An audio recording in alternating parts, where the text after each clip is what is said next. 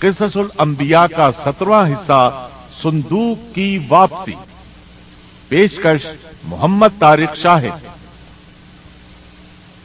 موسیٰ علیہ السلام کے بعد دو عظیم نبی داؤد اور سلیمان علیہ السلام تشریف لائے. بنی اسرائیل 40 سال تک وادی تیہ میں سرگرداں رہے، یہاں تک کہ ہارون علیہ السلام اور پھر موسیٰ علیہ السلام کی وفات ہو گئی. ان کے بعد بنی اسرائیل کی باغ ڈور یوشع بن نون علیہ السلام نے تھام لی. آپ یوسف علیہ السلام کی اولاد میں سے تھے. آپ نے ہر ممکن حد تک بنی اسرائیل کے معاملات کو درست کیا.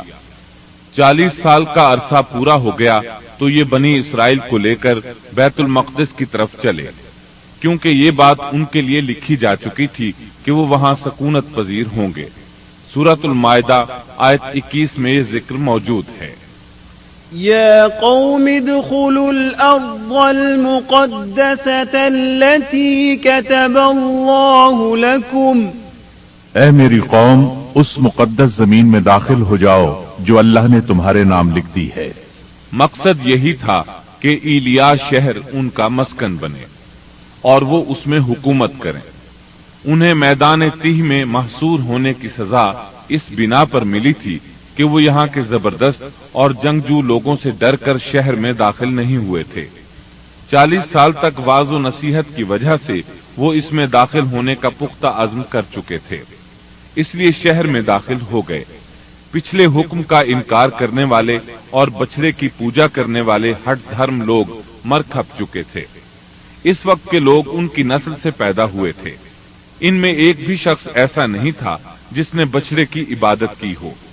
جب یہ لوگ یوشع بن نون علیہ السلام کی قیادت میں مقدس شہر کی طرف جہاد کے لیے چلے اور وہاں پہنچے تو دشمن ابھی تک موجود تھا. بنی اسرائیل نے 6 ماہ تک ان کا محاصرہ جاری رکھا. وہ زبردست جنگجو قوم تھی. بنی اسرائیل سے ان کا آخری معرکہ جمعے کے دن ہوا. یہ لوگ ہفتے کو لڑائی نہیں کرتے تھے کیونکہ یہ دن ان کی عبادت کا تھا. اس دن عبادت کے علاوہ ہر کام حرام تھا، لڑائی بھی ممنوع تھی. عصر کے وقت معرکہ ہوا. بنی اسرائیل بڑی حد تک کامیابی حاصل کرتے آگے بڑھتے چلے گئے، لیکن اسی وقت سورج غروب ہونے کا وقت ہو گیا. اس طرح صورتحال نازک ہو گئی. بنی اسرائیل جمعے کی شام سورج غروب ہوتے ہی ہفتے کے دن کی عبادت شروع کر دیتے تھے. اب اگر سورج غروب ہو جاتا تو وہ لڑائی بند کرنے پر مجبور ہو جاتے. اس طرح ان کی فتح درمیان میں رہ جاتی. اس موقع پر یوشع بن نون علیہ السلام نے سورج کی طرف دیکھا اور بولے، انک مأمورۃ وانا مأمور. تو بھی اللہ کی طرف سے مقرر کردہ ہے اور میں بھی اللہ کی طرف سے مقرر کردہ ہوں. یعنی ہم دونوں ہی اللہ تعالی کی مخلوقات میں سے ہیں اور اللہ کے حکم کے پابند ہیں. پھر آپ نے یہ دعا کی، اللہم احبسها علینا. اے اللہ اسے ہمارے اوپر روک دے. رسول اکرم صلی اللہ علیہ وسلم کا فرمان امام احمد رحمت اللہ علیہ نے بیان کیا ہے. آپ صلی اللہ علیہ وسلم فرماتے ہیں، ان الشمس لم تحبس على بشر الا ليوشع ليالي سار الى بيت المقدس. سورج کسی بشر کے لیے نہیں روکا گیا سوائے یوشع بن نون کے. جبکہ انہوں نے بیت المقدس کی طرف سفر شروع کیا تو ان دنوں میں یہ واقعہ رونما ہوا. سورج کا اسی جگہ رک جانا اللہ تعالیٰ کا ایک عظیم معجزہ تھا. سورج اس وقت تک رکا رہا جب تک کہ فتح حاصل نہ ہو گئی اور وہ بیت المقدس میں داخل نہ ہوئے. یوشع علیہ السلام نے انہیں حکم دیا کہ رکوع کی حالت میں دروازے سے گزرو اور زبان سے کہو حطۃ، اے اللہ ہمارے گناہ معاف فرما دے. مطلب یہ تھا کہ گزشتہ سالوں میں ہم سے جو غلطیاں ہوئیں ان سے ہمیں پاک فرما.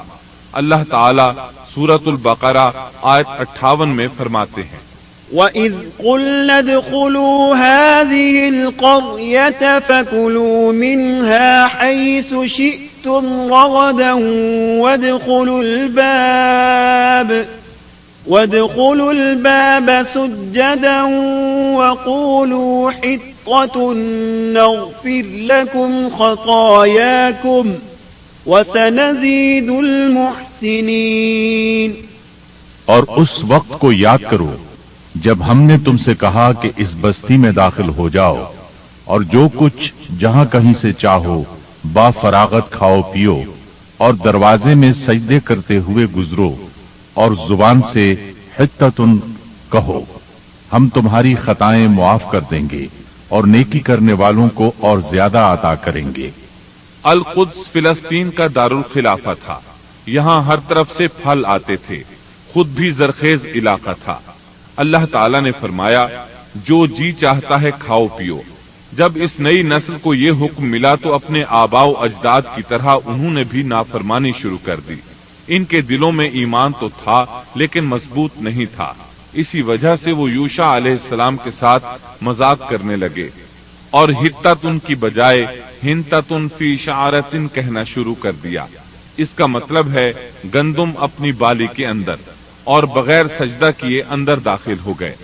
اس بارے میں اللہ تعالیٰ سورۃ البقرہ آیت 59 میں فرماتے ہیں فبدل الذين ظلموا قولا غير الذي قيل لهم، ان ظالموں نے اس بات کو جو ان سے کہی گئی تھی بدل ڈالا۔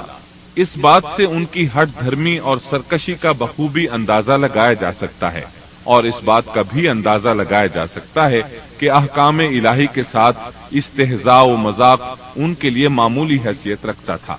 یہ حقیقت ہے کہ جب کوئی قوم اخلاق و کردار کے لحاظ سے اس قدر زوال پذیر ہو جائے تو وہ احکام الہی کے ساتھ اسی طرح کا سلوک کرتی ہے، اور جب کسی قوم کی حالت اس حد تک خراب ہو جائے تو اس پر اللہ کی طرف سے عذاب ضرور نازل ہوتا ہے۔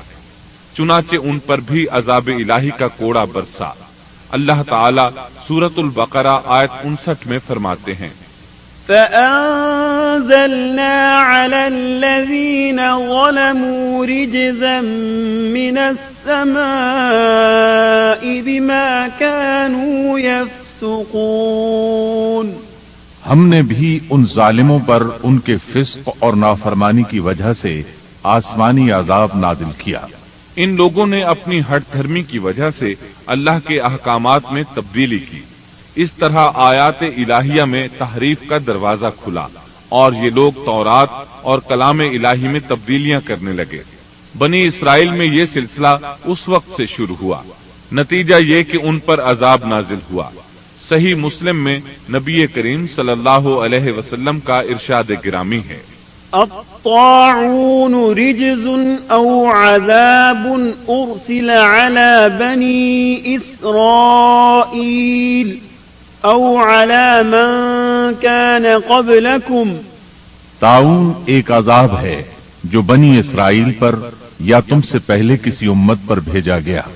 چنانچہ بنی اسرائیل پر عذاب نازل ہو گیا، اس کی وجہ سے ایک ہی دن میں 20,000 افراد لقمہ اجل بن گئے۔ یہ دیکھ کر وہ اللہ سے پناہ مانگنے لگے۔ کس قدر عجیب لوگ تھے، اللہ کی آیات کو مذاق کا نشانہ بنایا، کلام الہی میں تحریف کی، اس کے نتیجے میں طاعون نے دبوچ لیا تو معافیاں مانگنے لگے۔ بہرحال اس طرح ان کی زندگی فلسطین میں شروع ہوئی۔ ان پر کچھ حاکم حکومت کرتے رہے تاکہ ان کے دنیاوی معاملات سلجھ جائیں۔ انبیاء کرام ان کے دینی معاملات میں تربیت کرتے رہے۔ ان کا دین بادشاہت سے جدا تھا، دین علیحدہ ہو گیا اور حکومت علیحدہ ہو گئی۔ حکومت اور اقتدار یعقوب علیہ السلام کے بیٹے یہودا کی اولاد میں تھا، اور نبوت یعقوب علیہ السلام کے بیٹے لاوا کی اولاد میں تھی۔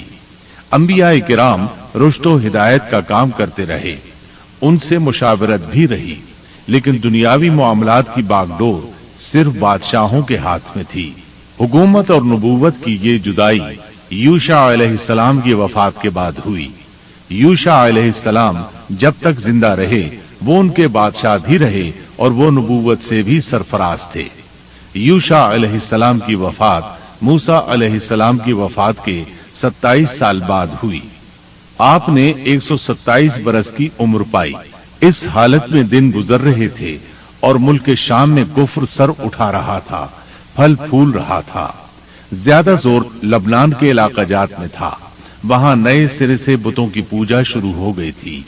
اللہ کی طرف سے ہدایت آ جانے کے بعد وہ پھر سے خباثتوں پر اتر آئے تھے۔ ان حالات میں بعلبک شہر میں بنی اسرائیل کا ایک ایسا گروہ ظاہر ہوا جنہوں نے ایک بت ایجاد کیا، اس کا نام بعل رکھا۔ اسی کے نام پر شہر کا نام بعلبک ہے۔ اللہ تعالی نے ان کی طرف معزز پیغمبر الیاس علیہ السلام کو مبعوث فرمایا۔ آپ کا سلسلہ نسب یوں ہے: الیاس بن یاسین بن فنحاس بن ایزار بن ہارون علیہ السلام۔ اللہ تعالی سورۃ الصافات آیات 123 تا 132 میں ان کا تذکرہ یوں فرماتے ہیں: وَإِنَّ إِلْيَاسَ لَمِنَ الْمُرْسَلِينَ إِذْ قَالَ لِقَوْمِهِ أَلَا تَتَّقُونَ أَتَدْعُونَ بَعْلًا وَتَذَرُونَ أَحْسَنَ الْخَالِقِينَ اللَّهَ رَبَّكُمْ وَرَبَّ آبَائِكُمُ الْأَوَّلِينَ فَكَذَّبُوهُ فَإِنَّهُمْ لَمُحْضَرُونَ إِلَّا عِبَادَ اللَّهِ الْمُخْلَصِينَ وَتَرَكْنَا عَلَيْهِ فِي الْآخِرِينَ سَلَامٌ عَلَى الْيَاسِينَ إِنَّا كَذَلِكَ نَجْزِي الْمُحْسِنِينَ إِنَّهُ مِنْ عِبَادِنَا الْمُؤْمِنِينَ۔ اور بے شک الیاس بھی پیغمبروں میں سے تھے، جبکہ انہوں نے اپنی قوم سے فرمایا کہ تم اللہ سے نہیں ڈرتے، کیا تم بعل نامی بت کو پکارتے ہو اور سب سے بہتر خالق کو چھوڑ دیتے ہو؟ اللہ جو تمہارا اور تمہارے اگلے تمام باپ دادوں کا رب ہے۔ لیکن قوم نے انہیں جھٹلایا، پس وہ ضرور عذاب میں حاضر کیے جائیں گے، سوائے اللہ کے مخلص بندوں کے۔ ہم نے الیاس کا ذکر خیر پچھلوں میں بھی باقی رکھا کہ الیاس پر سلام ہو، ہم نیکی کرنے والوں کو اسی طرح بدلہ دیتے ہیں، بے شک وہ ہمارے ایماندار بندوں میں سے تھا۔ قرآن مجید میں ان کا نام الیاس بتایا ہے، انجیل یوحنا میں ان کو ایلیا نبی کہا گیا ہے۔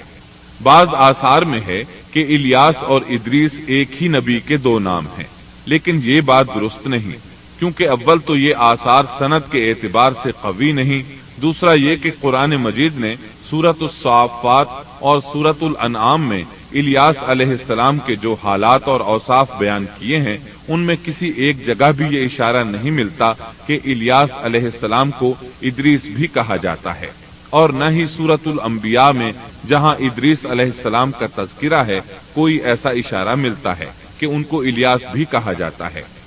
مورخین نے ادریس اور الیاس علیہ السلام کے جو نسب نامے بیان کیے ہیں ان سے پتہ چلتا ہے کہ ان دونوں نبیوں کے درمیان صدیوں کا فاصلہ ہے، لہذا اگر یہ ایک ہی نبی کے دو نام ہوتے تو قرآن مجید ضرور اس کی طرف اشارہ کرتا اور مورخین بھی اس کی کوئی وجہ بیان کرتے۔ مفسرین اور مورخین کا اتفاق ہے کہ الیاس علیہ السلام شام کے باشندوں کی ہدایت کے لیے بھیجے گئے تھے، اور مشہور شہر بعلبک ان کی رسالت و تبلیغ کا مرکز تھا۔ الیاس علیہ السلام کی قوم مشہور بت بعل کی پرستار تھی اور توحید سے بیزار اور شرک و کفر میں مبتلا تھی۔ اللہ کے برگزیدہ رسول الیاس علیہ السلام نے ان کو سمجھایا اور راہ ہدایت انہیں دکھائی اور بت پرستی کے خلاف انہیں واعظ و نصیحت کی اور خالص توحید کی جانب انہیں بلایا۔ کتب تفاسیر میں ہے کہ بعل نامی بت سونے کا تھا اور اس کا قد 20 گز تھا اور اس کے 4 منہ تھے اور اس کی خدمت پر 400 خادم مقرر تھے۔ الیاس علیہ السلام کے زمانے میں یمن اور شام کا محبوب دیوتا یہی بت تھا، اور بعض مورخین کا خیال ہے کہ حجاز کا مشہور بت حبل بھی یہی بعل تھا۔ سورۃ الانعام میں الیاس علیہ السلام کا جن آیات کے اندر ذکر آیا ہے وہ نوح اور ابراہیم علیہ السلام کی اولاد اور ان کی نسل کے انبیاء و رسول کی ایک مختصر فہرست ہے۔ اللہ تعالیٰ سورۃ الانعام آیت 84 تا 86 میں فرماتے ہیں، وَوَهَبْنَا لَهُ إِسْحَاقَ وَيَعْقُوبَ كُلًّا هَدَيْنَا وَنُوحًا هَدَيْنَا مِن قَبْلُ وَمِن ذُرِّيَّتِهِ دَاوُودَ وَسُلَيْمَانَ وَأَيُّوبَ وَيُوسُفَ وَمُوسَى وَهَارُونَ وَكَذَلِكَ نَجْزِي الْمُحْسِنِينَ وَزَكَرِيَّا وَيَحْيَى وَعِيسَى وَإِلْيَاسَ كُلٌّ مِّنَ الصَّالِحِينَ وَإِسْمَاعِيلَ وَالْيَسَعَ وَيُونُسَ وَلُوطًا وَكُلًّا فَضَّلْنَا عَلَى الْعَالَمِينَ۔ اور ہم نے ان کو اسحاق دیا اور یعقوب، ہر ایک کو ہم نے ہدایت کی، اور پہلے زمانے میں ہم نے نوح کو ہدایت کی، اور ان کی اولاد میں سے داؤد کو اور سلیمان کو اور ایوب کو اور یوسف کو اور موسیٰ کو اور ہارون کو، اور اسی طرح ہم نیک کام کرنے والوں کو جزا دیا کرتے ہیں۔ اور نیز زکریا کو اور یحییٰ کو اور عیسیٰ کو اور الیاس کو، یہ سب نیک لوگوں میں سے تھے۔ اور نیز اسماعیل کو اور یسع کو اور یونس کو اور لوط کو، اور ان میں سے ہر ایک کو تمام جہان والوں پر ہم نے فضیلت دی۔ الیاس علیہ السلام اور ان کی قوم کا واقعہ اگرچہ قرآن میں بہت مختصر ہے، تاہم اس سے یہ سبق حاصل ہوتا ہے کہ بنی اسرائیل کے یہود کی ذہنیت اس درجہ مسخ ہو چکی تھی کہ دنیا کی کوئی برائی ایسی نہیں تھی کہ جس کے کرنے پر یہ حریص نہ ہوں، اور کوئی خوبی ایسی نہ تھی جس کے یہ دل دادا ہوں، اور انبیاء و رسول کے ایک طویل اور مسلسل سلسلے کے باوجود بت پرستی، نجوم پرستی، عناصر پرستی، غرض غیر اللہ کی پرستش کا کوئی شعبہ ایسا نہ تھا جس کے یہ پرستار نہ بنے۔ الیاس علیہ السلام کے بعد یسع علیہ السلام تشریف لائے۔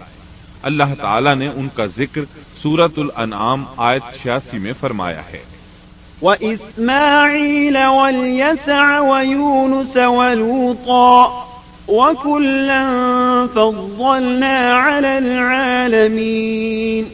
اور اسماعیل کو اور یسع کو اور یونس کو اور لوط کو، اور ان میں سے ہر ایک کو تمام جہان والوں پر ہم نے فضیلت دی۔ اسی طرح سورہ صاد آیت 48 میں فرمایا، وَاذْكُرْ إِسْمَاعِيلَ وَالْيَسَعَ وَذَا الْكِفْلِ وَكُلٌّ مِّنَ الْأَخْيَارِ۔ اور اسماعیل، یسع اور ذوالکفل کا بھی ذکر کیجیے، یہ سب بہترین لوگ تھے۔ یسع علیہ السلام بعض مورخین کے نزدیک ہارون علیہ السلام کی اولاد میں سے ہیں، اور بعض کے بقول یوسف علیہ السلام کی نسل سے ہیں، اور یہ الیاس علیہ السلام کے چچا زاد بھائی تھے۔ ان کے باپ کا نام عدی تھا، گویا آپ کا پورا نام یسع بن عدی علیہ السلام تھا۔ یسع علیہ السلام کے بارے میں بھی کسی اہل علم نے تفصیل بیان نہیں کی، صرف اتنا مذکور ہے کہ وہ پیغمبروں میں سے تھے۔ اللہ تعالیٰ نے ان کا قصہ ذکر نہیں فرمایا، نہ صحیح احادیث میں ان کے بارے میں کچھ ذکر آیا ہے، بس اسرائیلی روایات ملتی ہیں۔ یسع علیہ السلام الیاس علیہ السلام کے نائب اور خلیفہ تھے۔ چھوٹی عمر ہی سے ان کی رفاقت میں رہنے لگے تھے، اور ان کی وفات کے بعد اللہ تعالیٰ نے بنی اسرائیل کی ہدایت و رہنمائی کے لیے یسع علیہ السلام کو نبوت سے سرفراز فرمایا، اور انہوں نے الیاس علیہ السلام کے طریقے ہی پر بنی اسرائیل کی رہنمائی فرمائی۔ یہ معلوم نہیں ہو سکا کہ انہوں نے کتنی عمر مبارک پائی اور بنی اسرائیل میں کتنے عرصے تک حق تبلیغ ادا کیا۔ یسع علیہ السلام کی وفات کے بعد بنی اسرائیل بدحالی کا شکار ہو گئے، ان پر جابر حکمران مسلط ہو گئے، انہوں نے دین کو دنیا سے جدا کر دیا۔ ان حکمرانوں نے خوب ظلم کیا۔ بنی اسرائیل میں سے ہونے کے باوجود وہ بہت بڑے فاسق بن کر سامنے آئے، وہ لوگوں کو اپنا غلام بنا کر رکھتے۔ دوسری طرف بنی اسرائیل کئی معرکوں میں شکست سے دوچار ہوئے۔ بنو عمالقہ کے ساتھ ایک معرکے میں تو انہیں نہایت بری طرح شکست ہوئی، اور بنو امالका نے بنی اسرائیل سے وہ تابوت چھین لیا جو کہ لکڑی کا تھا، اور وہ اس سے برکت حاصل کیا کرتے تھے۔ اپنے مارکوں اور لڑائیوں میں وہ اس کو ساتھ لے جایا کرتے تھے۔ جب بنی اسرائیل اس کو دیکھتے تو ان پر سکینت بھی نازل ہوا کرتی تھی۔ اس تابوت میں آل موسیٰ اور آل ہارون کے باقی ماندہ آثار تھے۔ کہا جاتا ہے کہ اسی میں موسیٰ علیہ السلام کے صحیفے اور تورات کی تختیاں تھیں۔ موسیٰ علیہ السلام کا عصا بھی تھا، آپ کے کپڑے بھی محفوظ تھے۔ اسی طرح ہارون علیہ السلام کی کچھ نشانیاں بھی تھیں، بلکہ ایک روایت میں تو یہ بھی ہے کہ اس میں آسمان سے نازل ہونے والا من و سلوہ کا مرتبان بھی تھا جو وہ وادی تیہ میں کھاتے رہے تھے۔ بہرحال یہ صندوق اس مارکے میں ان کے ہاتھوں سے نکل گیا، اس پر بنو امالقہ نے قبضہ کر لیا۔ اس طرح بنی اسرائیل کا افتراق اور انتشار بڑھتا چلا گیا، یہاں تک کہ بادشاہوں پر بھی اس کے اثرات پڑے اور یہ صندوق انہیں بھی نہ مل سکا، یہاں تک کہ اللہ کے ایک معزز پیغمبر شمویل علیہ السلام ظہور پذیر ہوئے۔ انہیں شمعون بھی کہا جاتا ہے۔ عربی زبان میں اس کے مترادف لفظ اسماعیل بنتا ہے، اور ان کا نام شمویل اس وقت عربی زبانوں کی کتابوں میں عام ہو چکا ہے۔ شمویل علیہ السلام نے دعوت توحید شروع کی، انہیں حق کی طرف بلانے لگے۔ چونکہ بنی اسرائیل اپنے انتشار اور تفرقے کو ایک عظیم مصیبت سمجھ رہے تھے، وہ ان کی دعوت کو قبول کرنے لگے۔ پھر انہیں یہ احساس ہوا کہ ایک بادشاہ کا ہونا بھی نہایت ضروری ہے تاکہ وہ ان کے دنیاوی معاملات اور سیاسی امور کی باغ ڈور سنبھالے۔ چنانچہ اکٹھے ہو کر شمویل علیہ السلام کے پاس آئے، کہنے لگے ہم میں سے ایک شخص کو منتخب کر دیجئے جو ہم پر حکومت کرے اور ظالموں سے بدلہ لینے کے لیے جب لڑائی ہو تو وہ ہماری قیادت کرے۔ قرآن کریم میں اس قصے کو بہت وضاحت سے بیان کیا گیا ہے۔ اللہ تعالیٰ سورۃ البقرہ آیت 246 میں فرماتے ہیں، أَلَمْ تَرَ إِلَى الْمَلَإِ مِنْ بَنِي إِسْرَائِيلَ مِنْ بَعْدِ مُوسَى إِذْ قَالُوا لِنَبِيٍّ لَهُمُ ابْعَثْ لَنَا مَلِكًا نُقَاتِلْ فِي سَبِيلِ اللَّهِ قال هل عسيتم إن كتب عليكم القتال ألا تقاتلوا قالوا وما لنا ألا نقاتل في سبيل الله وقد أخرجنا من ديارنا وأبنائنا فلما كتب عليهم القتال تولوا إلا قليلا منهم والله عليم بالظالمين۔ کیا آپ نے موسیٰ کے بعد والی بنی اسرائیل کی جماعت کو نہیں دیکھا جبکہ انہوں نے اپنے پیغمبر سے کہا کہ کسی کو ہمارا بادشاہ بنا دیجئے تاکہ ہم اللہ کی راہ میں جہاد کریں۔ پیغمبر نے کہا ممکن ہے کہ جہاد فرض ہو جانے کے بعد تم جہاد نہ کرو۔ انہوں نے کہا بھلا ہم اللہ کی راہ میں جہاد کیوں نہ کریں گے؟ ہم تو اپنے گھروں سے نکالے گئے ہیں اور بچوں سے دور کر دیے گئے ہیں۔ پھر جب ان پر جہاد فرض ہوا تو سوائے تھوڑے سے لوگوں کے سب پھر گئے، اور اللہ ظالموں کو خوب جانتا ہے۔ اللہ تعالیٰ فرما رہے ہیں کہ یہ واقعہ موسیٰ علیہ السلام کے بعد پیش آیا، اور علماء اس پر متفق ہیں کہ یہ شمویل علیہ السلام کا واقعہ ہے۔ بنی اسرائیل کہنے لگے اے شمویل ہمارے لیے ایک حاکم مقرر کر دیجئے تاکہ ہم اس کی سربراہی میں علم جہاد بلند کریں اور بنو امالکہ کو شکست دے کر ان سے انتقام لیں۔ شمویل علیہ السلام اور یوشع علیہ السلام کے درمیان 460 سال کا فاصلہ ہے۔ بنی اسرائیل کو جہاد کیے ایک طویل عرصہ گزر چکا تھا جبکہ وہ فتح یاب ہوئے تھے۔ اس وقت تو وہ بری طرح شکست خوردہ تھے۔ شمویل علیہ السلام کہنے لگے مجھے تو محسوس ہوتا ہے کہ تم صرف زبان کی حد تک یہ کہہ رہے ہو، جہاد فرض ہونے پر تم پیچھے ہٹ جاؤ گے۔ انہوں نے کہا یہ کیسے ممکن ہے جبکہ بنو امالکہ نے ہمیں بہت تکالیف پہنچائی ہیں، ہمیں القدس سے نکال دیا۔ بخت نصر بادشاہ نے ہماری بہت بڑی تعداد کو قتل کیا ہے، لہذا ہم تو ان سے ضرور لڑیں گے۔ پھر اللہ تعالیٰ نے شمویل علیہ السلام پر وحی نازل کی کہ جہاد فرض ہو چکا ہے۔ جب بنی اسرائیل نے یہ خبر سنی تو سوائے چند ایک کے سب نے جہاد سے منہ موڑ لیا، اور یہ وہی لوگ تھے جو کچھ دیر پہلے پختہ عہد و پیمان کر رہے تھے کہ ہم جہاد کریں گے۔ شمویل علیہ السلام کے ساتھ رہنے والوں کی تعداد 8000 تھی، جبکہ پیچھے ہٹنے والے لاکھوں کی تعداد میں تھے، اس لیے کہ جب بنی اسرائیل مصر سے آئے تھے تو ان کی تعداد 6 لاکھ تھی، اور اس وقت تک تعداد بہت بڑھ چکی تھی۔ اب جو لوگ جہاد کے لیے تیار ہوئے انہوں نے پوچھا کہ ہماری قیادت کون کرے گا؟ شمویل علیہ السلام نے انہی میں سے ایک شخص طالوت کو منتخب کیا۔ طالوت بن قیش یعقوب علیہ السلام کے بیٹے بنیامین کی نسل سے تھا۔ طالوت سے پہلے بنی اسرائیل کے جتنے بادشاہ تھے تمام کے تمام یہودا بن یعقوب کی نسل سے تھے۔ بنی اسرائیل کو بہت تعجب ہوا، انہیں امید تھی کہ ان کا بادشاہ یہودا کی نسل سے ہوگا، لیکن ہو گیا بنیامین کی نسل سے۔ چنانچہ انہوں نے اسے تسلیم کرنے سے انکار کر دیا اور آگے سے باطل تعویلات کرنے لگے۔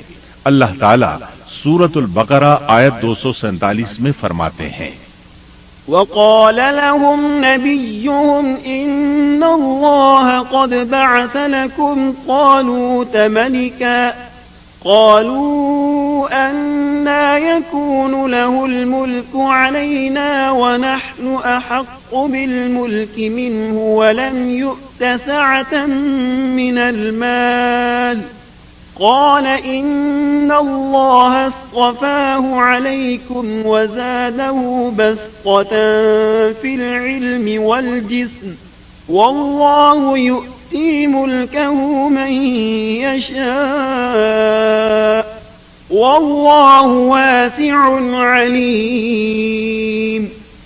اور ان سے ان کے نبی نے فرمایا کہ اللہ تعالیٰ نے طالوت کو تمہارا بادشاہ بنا دیا ہے، تو وہ کہنے لگے کہ بھلا اس کی ہم پر حکومت کیسے ہو سکتی ہے؟ اس سے تو کہیں زیادہ بادشاہت کے حقدار ہم ہیں، اس کو تو مال میں فراخی بھی نہیں عطا کی گئی ہے۔ نبی نے فرمایا، سنو، اللہ تعالیٰ نے اسی کو تم پر برگزیدہ کیا ہے، اسے علمی اور جسمانی برتری بھی عطا فرمائی ہے۔ بات یہ ہے کہ اللہ جسے چاہے اپنا ملک دے، اللہ تعالیٰ کشادگی والا، علم والا ہے۔ طالوت ایک غریب آدمی تھا، مالی حیثیت بھی اچھی نہیں تھی، چمڑوں کو رنگ کر پیٹ پالتا تھا، لیکن اس وقت علم و حکمت میں اس کا کوئی ثانی نہیں تھا، اور جسمانی ڈیل ڈول بھی اس قدر تھا کہ جو ایک بار دیکھتا ہی رہ جاتا۔ اللہ نے اسے بہت اچھا جسم اور اعضاء عطا فرمائے تھے، رنگ بھی سفید تھا، لیکن چونکہ وہ یہودا کی نسل سے نہیں تھا اس لیے وہ کہنے لگے اس کی نسبت تو ہم زیادہ حقدار ہیں کہ بادشاہ بنے۔ ان کی بات کا جواب شمویل علیہ السلام نے یہ دیا کہ یہ انتخاب میرا نہیں، اللہ تعالیٰ کا ہے، اور بادشاہت کے لیے عقل اور جسمانی طاقت کی ضرورت ہوتی ہے۔ بادشاہت یوں بھی اللہ کے اختیار میں ہے، جسے چاہے عطا کر دے۔ یہ سن کر ان میں سے اکثر نے لڑنے سے انکار کر دیا، اللہ کے نبی کی اطاعت بھی چھوڑ گئے۔ اس نازک موقع پر شمویل علیہ السلام نے ان سے کہا، اگر میں تمہارے پاس کوئی ایسا نشان اور معجزہ لے آؤں جو ثابت کر دے کہ یہ اللہ کا انتخاب ہے تو کیا تم میری باتوں پر یقین کر لو گے؟ وہ کہنے لگے، جی ہاں۔ چنانچہ اللہ نے انہیں ایک معجزہ عطا فرمایا۔ اس کا ذکر سورۃ البقرہ آیت 248 میں آیا ہے۔ وقال لهم نبيهم إن آية ملكه أن يأتيكم التابوت فيه سكينة من ربكم وبقية مما ترك آل موسى وآل هارون تحمله الملائكة إن في ذلك لآية لكم إن كنتم مؤمنين۔ ان کے نبی نے ان سے پھر کہا کہ اس کی بادشاہت کی ظاہری نشانی یہ ہے کہ تمہارے پاس وہ صندوق آ جائے گا جس میں تمہارے رب کی طرف سے دل جمعی ہے، اور آل موسیٰ اور آل ہارون کا بقیہ ترکہ ہے۔ فرشتے اسے اٹھا کر لائیں گے، یقیناً یہ تو تمہارے لیے کھلی دلیل ہے اگر تم ایماندار ہو۔ اس آیت میں اللہ تعالیٰ نے شمویل علیہ السلام کی نبوت اور طالوت کی بادشاہی ثابت کرنے کے لیے نازل ہونے والے معجزے اور علامات کا ذکر کیا ہے، یعنی وہ تابوت جسے بنو عمالقہ نے چھین لیا تھا وہ واپس آ جائے گا اور فرشتے اسے اٹھا کر لائیں گے۔ چنانچہ لوگوں کے دیکھتے ہی دیکھتے اللہ کے فرشتوں نے اس تابوت کو لا کر طالوت کے سامنے پیش کر دیا۔ یہ معجزہ دیکھ کر وہ مطیع ہو گئے۔ اب طالوت ان لشکروں کو لے کر دشمن کی طرف بڑھے۔ اللہ تعالی سورۃ البقرہ آیت 249 میں فرماتے ہیں، فلما فصل طالوت بالجنود قال إن الله مبتليكم بنهر فمن شرب منه فليس مني ومن لم يطعمه فإنه مني إلا من اغترف غرفة بيده فشربوا منه إلا قليلا منهم۔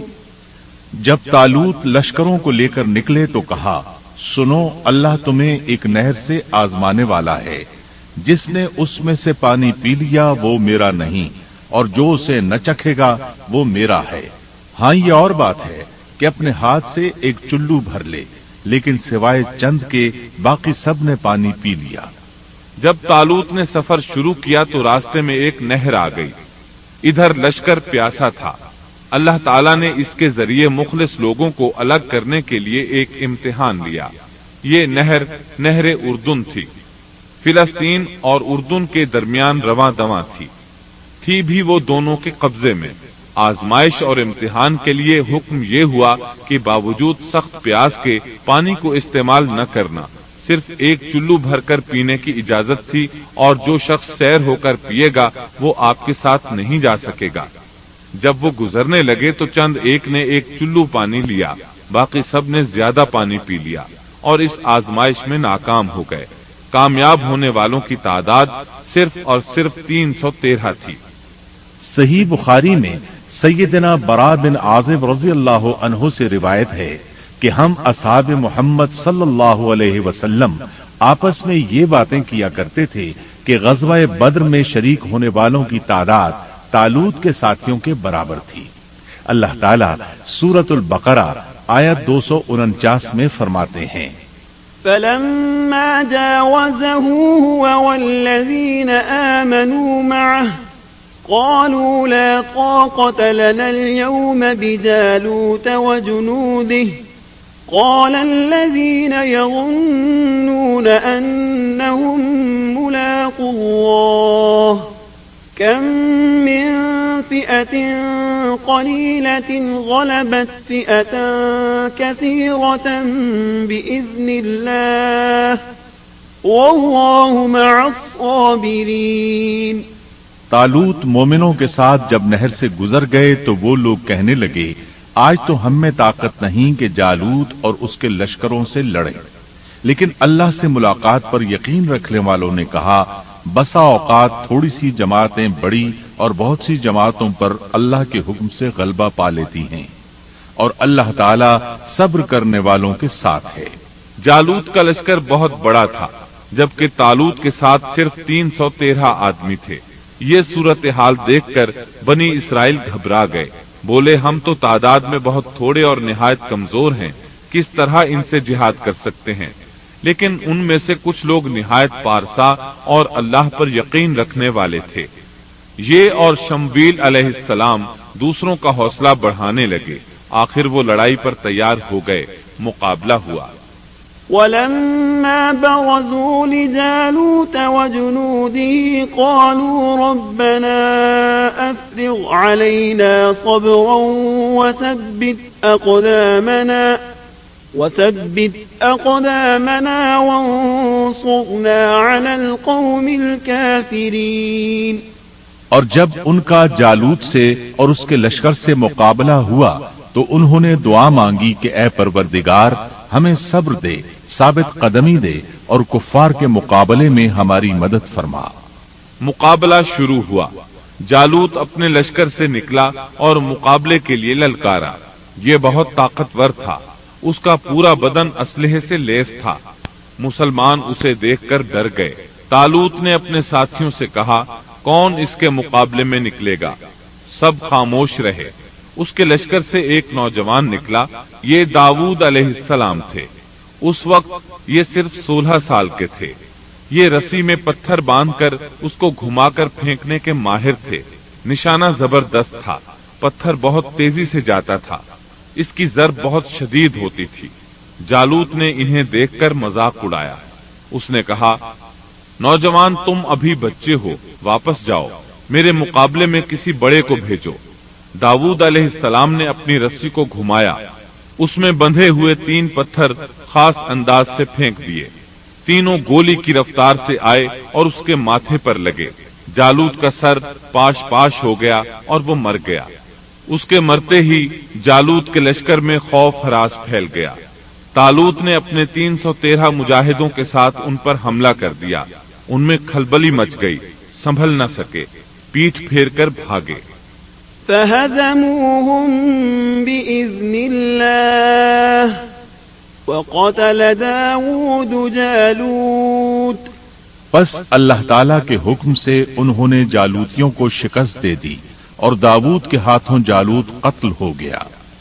یوں اللہ تعالیٰ نے بنی اسرائیل کو دوبارہ غلبہ عطا فرمایا۔ فتح کے بعد طالوت نے داؤد علیہ السلام کو اپنا داماد بنا لیا۔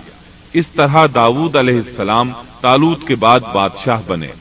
اللہ تعالیٰ سورۃ البقرہ آیت 251 میں فرماتے ہیں، وَآتَاهُ اللَّهُ الْمُلْكَ وَالْحِكْمَةَ وَعَلَّمَهُ مِمَّا يَشَاءُ۔ اور اللہ تعالیٰ نے اسے بادشاہت اور حکمت عطا فرمائی اور جتنا کچھ چاہا علم بھی عطا فرمایا۔ اس طرح اللہ تعالیٰ نے داؤد علیہ السلام کو بنی اسرائیل کا بادشاہ بنا دیا۔ بادشاہت اور نبوت ان کے پاس جمع ہو گئی اور ایسا طویل عرصے کے بعد ہوا تھا۔ محترم سامعین،